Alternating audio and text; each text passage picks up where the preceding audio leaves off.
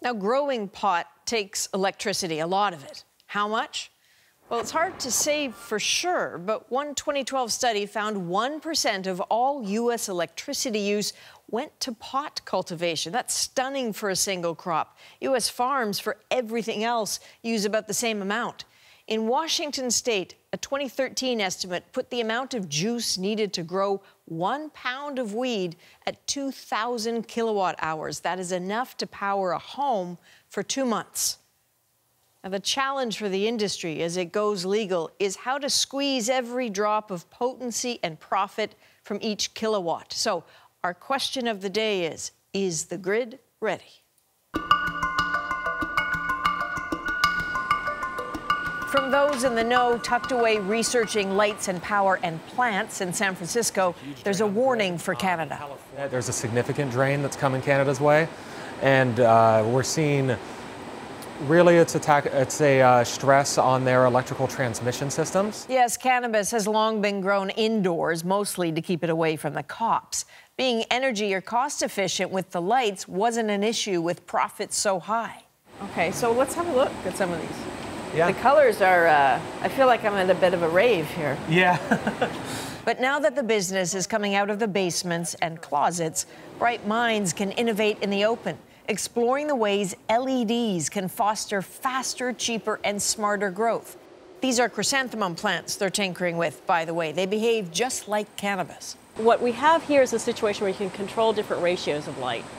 And as you control those ratios, the plant will respond in a different way. What does that actually look like? Jake, if you can just reverse that. Okay, there we go. Thanks. So here's a high blue environment. And again, this is what would give probably, I anticipated, a much higher THC content. Concentrated growth at 50% of the energy cost. You're not wasting, you're sort of targeting your energy, you're not wasting it. Yeah, I like to use the term precision agriculture. Why not just grow outside? Well, this is Canada. Cold winters, long summer days, it's a mess. So that means every year in our climate, you can only have one crop.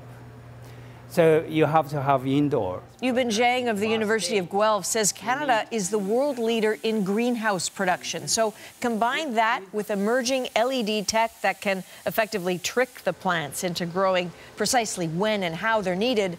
And the potential here is huge, not just for cannabis. Think solving a food crisis.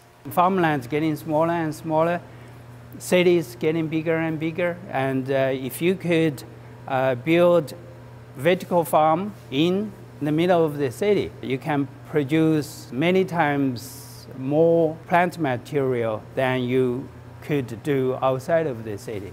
Eventually, the technologies involved in cannabis production, the spin-off certainly can be used to help our vertical farming and indoor farming. And food designed to be more nutritious. That's a happy side effect of the cannabis research. The race is now on to get that research up to speed.